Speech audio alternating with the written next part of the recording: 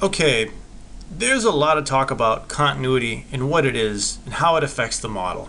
And I've made videos about it, and I know other people have made videos about it, and tutorials and instructionals and ad nauseum. And I'm here to hopefully clear some of that up. Now, as far as continuity goes, there's a lot to consider when we're talking about Class A surface quality. Now here, I have a hard edge between these two surfaces.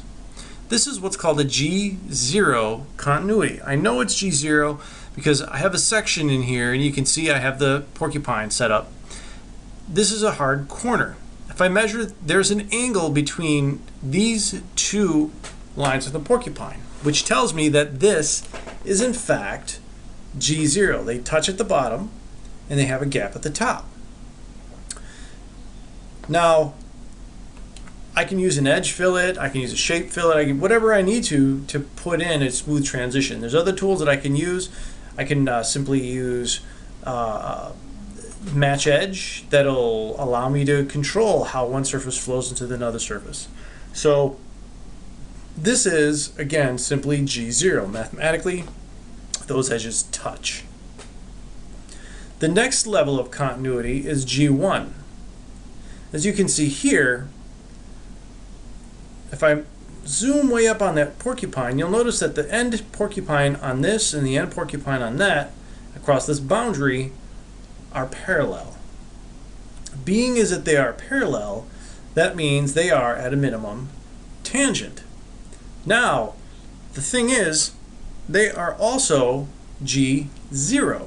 I know that because the end porcupine and this end porcupine touch one another. At this point, they come together. They actually touch. And I'm going to talk about this in a little bit, where you may have a continuity of sorts that doesn't necessarily reflect all the others. So this is a G1 continuity. So this is just simply, you're looking at the model, it looks pretty okay. This may be acceptable for an interior part with a grain, but something on the exterior, chances are this is a big no-no. When you get into fillets that are less than a mil in size, in some cases they say 2 mils is fine, you may be able to get away with just a simple tangent fillet. You know, if we're talking about the bottom of a step tread and they have a fancy pattern and you have a tiny little radius at the bottom of that, no one's going to see that, so that may be an acceptable condition. The next couple of options that I'm going to show are G2. These are curvature continuous. They are G2 because if we look, not only do the endpoints touch across the center point, I have a condition in which the teeth are parallel. You can see the parallelness, and then this comb comes across and touches. Okay. Now, as I look at this G2 continuity across the top, this G2 continuity across the top, the edges come down. They are truly G2. I have a nice curvature going across, but it's not G3. I don't have acceleration from one surface into the other. The curvature just comes in, touches, and it comes right back out again. Okay. In this case, it's a slightly different scenario. It does basically the same thing. It comes in, touches, and it comes right back out again. So this G2 continuity may be acceptable, is acceptable for interior components, something with a light grain. But if we're talking exterior body panels, this is in no way acceptable. You don't want to see this type of condition on an exterior body panel. Now, G3 is what we're talking shiny exterior body panels, big, large transitions. You want them to look like this. So across my center line, you'll notice that the rate of curvature is identical as it goes all the way across. So I know for a fact that this here is a pretty surface. This is a G3 continuity because across the center line it comes in and comes out, and it's the teeth are exactly the same length. The acceleration is exactly the same from one side to the other side. So this is a pretty surface. This is a definite G3 surface. Now this is where philosophically and theoretically I could have something that looks like this. You'll notice there's a giant gap. this is technically, from this surface to this surface, this is G3. If I look at this comb and this comb are exactly identical to one another. If I were to line this up and put this up at the top, it'd be absolutely perfect. Actually, the way I made these surfaces is I just took this surface, moved it forward, split it, and lowered the one. So in theory, these are curvature continuous, tangent continuous, the rate of acceleration continuous, but I am no longer G0. I have broken my continuity at G0. And this is why it's so important to, in a lot of ways, measure the surface in different ways, analyze the surface in different ways. Mathematically, across these boundaries, from here to here, even though there's a big gap, they are G3. But visually, there's a giant gap. Now, I exaggerated this gap, but there are instances where I may actually have a slight little gap break, and when I do my analysis, if I come in here and do like a surface continuity check, that slight little gap break may show me a G0 break, but it says a perfect G3 condition. This is obviously too big for that to fall within those limits, but there are times that is possible. So that's why it's very important to do a visual to understand what you're looking at when you are doing these types of visuals. Now, if I come in here, let me go ahead and I'm just going to hide all these, blank them. I'm going to go to just show no edges. And what I'm going to do is I want to look at these with a reflection.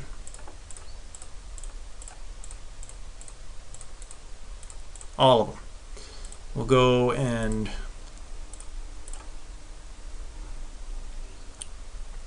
now if I look at this with a reflection, you can see I obviously have a gap between them, but these are perfectly smooth going across those boundaries.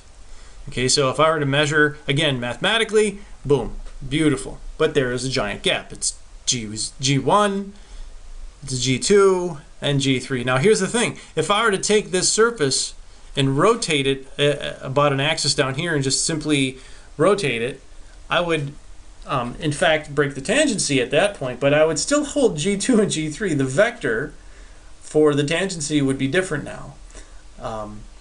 But mathematically, the slope still has to be the same. There's a big philosophical thing going on here. I don't want to fill your brain with too much philosophy, but it's just one of those things where you have to sort of make sure what you're looking at is good. Now, in this case, we know those surfaces are good. Mathematically, they're utterly perfect, except for they don't touch. Now this surface over here is best case real world scenario. This is G3, it's perfectly smooth, goes across, it's absolutely beautiful. Now when I get into this next surface across the top, what I want you to notice is, here, let me rotate this way. As I look at this, let me increase my count. If I look at the shape coming across these boundaries, okay, let me go like this. You can see that there is a difference in shape. As I come across this boundary, you see it goes whoop and comes back in again, okay, or it goes out. Whereas this one comes in, goes back out again. Whereas this one here comes in and back around again. This is telling me that this is, yeah, it's G2. It's perfectly smooth across that center face, but the curvature changes quickly after that center line. If I look at this one, look at that. Those porks, if I zoomed way up, you would have seen a tiny little break. You may have seen it already. But you can see here, even with those porks, if you're not careful, you may not pick up on something like this. Okay? I know someone's going to say something in the comments, did it on purpose, but here with this reflection analysis, you can see I definitely have a break. You can see that, okay, they looked G2. If I look at it from this top view, it looks really smooth, but as soon as I turn it, as soon as I break it, you can see here the differences in all of those. This is, I know, is G2. you can see how this surface transitions. This surface transitions differently as it gets to the other end, but this surface is almost perfect. It's basically perfect across that boundary. So these are the kinds of things you're looking for. So when I look at this from like this type of perspective, it looks okay. If I zoom in on it, that sort of washes out. But that's why it's very important to look at all your data in different manners. If I look at this, this is obvious. It's just simple tangency. It flows across, comes in, breaks the angle, not the position, and it comes back across. And here, obviously G0, they don't touch. And then if I look at all these sort of contiguously, you could see a big difference in the way that these transition from surface to surface to surface. So it is very important that you pay really close attention to all of the different types of analysis. It's not just one, it's not just the other. Some people ask, hey, what's the best one to use? There is no best one to use. All of them are the best one to use. If I do this, bring these back, let me zoom way up on this guy. You can see tiniest little break. And you can actually see this comb comes over this way, this comb comes over that way, and they just pass each other up just slightly. I can go in there and fix this and tweak it and make it perfectly curved G2, or I may even, if I put the effort into it, get it to a true G3 continuity. But that's for another video. But you can see how these continuities really play differently with the surfaces. And again, philosophically and theoretically, yeah, I have a G3 surface. This is G3, but there's no G0 going across that boundary. This is just to get people to think. I know they'll probably get a bunch of questions, private messages and stuff about that. But it's just to play with you a little bit.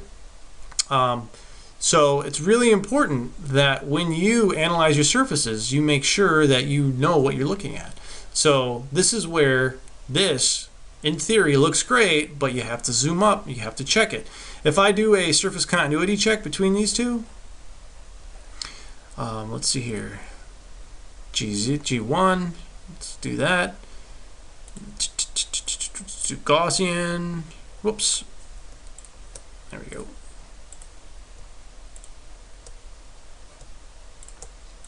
That one, that one.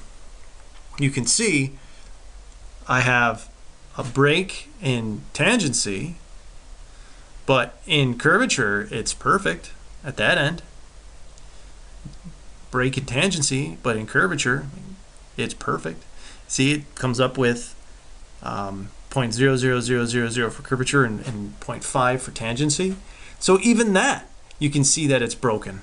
Okay, and then obviously G3 is not going to be any good, but this is where you start getting into some odd theoretical stuff where, again, I'm just simply looking at my data. This shows tangency is broken, but curvature is fine. Okay, this goes back to this guy way over here. All right, this is G3 all the way.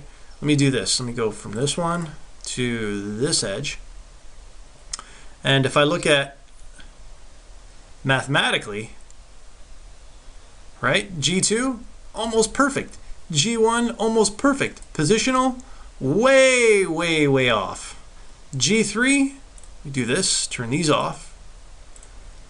G3, look at that, perfect. It's absolutely perfect. So this goes back to my whole, you have to use all sorts of different methods to analyze your surfaces to really truly understand what's going on. Mathematically, these are perfect going across the center line. Mathematically, the other ones are G2 going across the center line. But visually, it's obviously, this is obviously has a gap. Once I get to this one and I rotate this out and I actually really take a look at what's going on with my highlight lines, you can see that there's something amiss. These over here are obvious.